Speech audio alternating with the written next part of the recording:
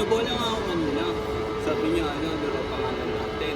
Tapos bibili lang siya ng ganito para sa restaurant niya. Okay. Maganda na may idea yan.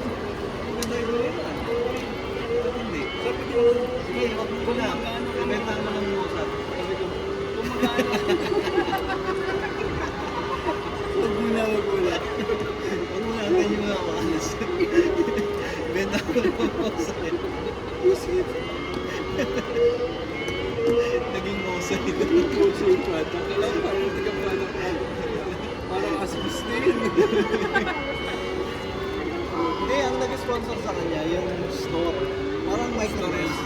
Oo, yung parang yung microless, nakita sila daw na na-addict sa Nohesi. Ngayon, kinontak daw kasi maraming views daw yung TikTok niya.